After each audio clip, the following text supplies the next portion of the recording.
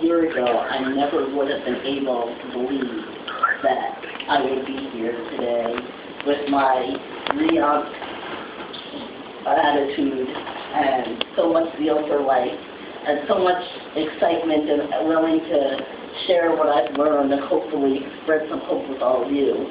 Because a year ago, I had not come out yet, and I pretty much was wondering why I was alive. It's not an easy thing to be transgender, and that's not something I talk about a lot because I am so positive and I am so excited about life that I don't want to bring anyone else down by telling them that it's hard. But I also believe that no matter what our challenges are, the first thing we need to do in order to overcome them is accept that where we are right now is sometimes painful and that it is not easy. So, I do want to tell all of you that even though it's not easy, it is also not impossible. There's a meme going around on Facebook that I like very much that I need to share with all of you. And it asks people to look at the word impossible. Impossible.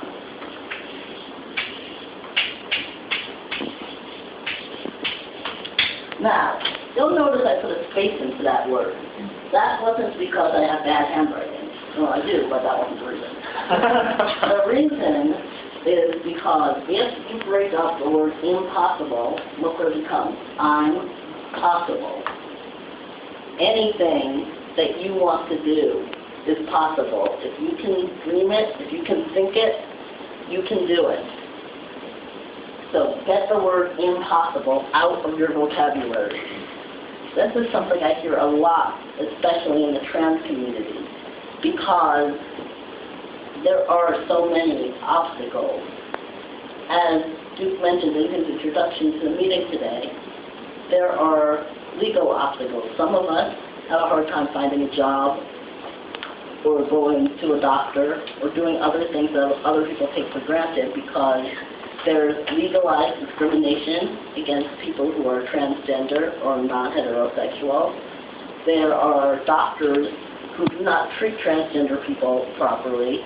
I don't know if you heard about the story in the news recently about a man who had breast cancer and his doctor did not tell him what the diagnosis was because he was not comfortable with the fact that this person was transgender.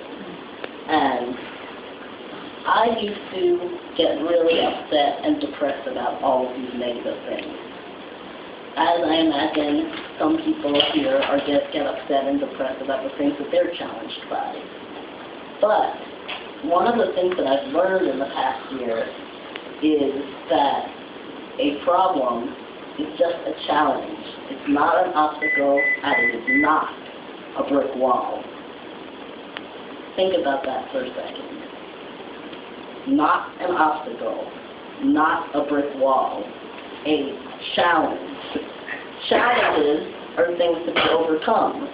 When we watched the Olympic Games the last 2 weeks, we saw many people overcoming challenges, and we cheered for them. In order to overcome your personal challenges, you need to be your own cheerleader and do the same thing for yourself. So I want everybody to think of one thing that they're finding difficult in their life right now. For me, one of the things that I've been finding difficult is that I'm moving into a new career path and it's not going as quickly as I would like it to go. And I'm not as fulfilled with my old career as I used to be. For you, it might be something else. Now, there are two ways to look at all those things. We can get depressed, and we can get sad, and we can see it as impossible and wish our lives were different. Or we can say, okay, how am I going to overcome this challenge? How am I going to get around this obstacle?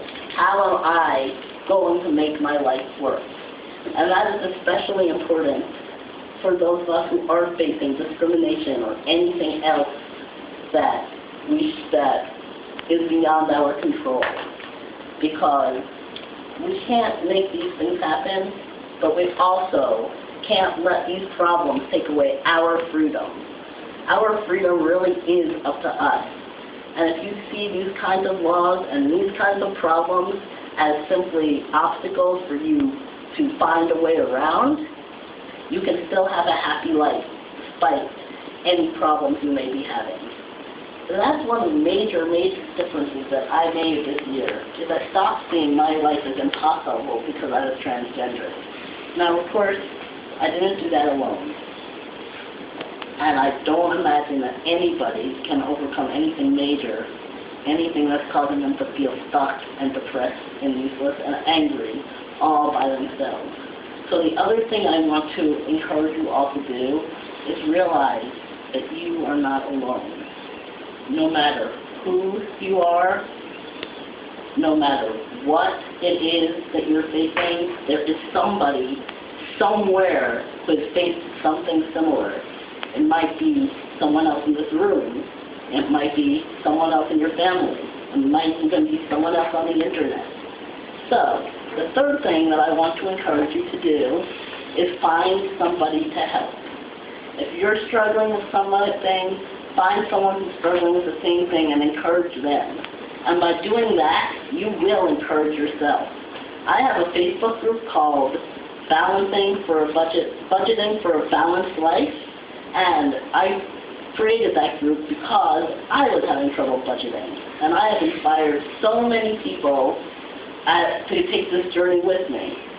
And I encourage you to do the same thing. So, last thing, real quick, that I'd like to share with you is always stay grateful. As you're moving forward, make sure that you're grateful for what you have and that you're focused on what you have and not on what you don't have. And that life will be a lot easier.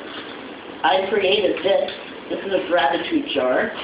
And several times a day now, I take a slip of paper, I write down something I'm happy about or something I'm grateful for, put it in here. I've only been doing it a week. Look how full it is.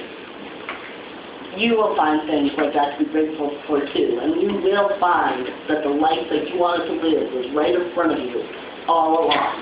Perfect.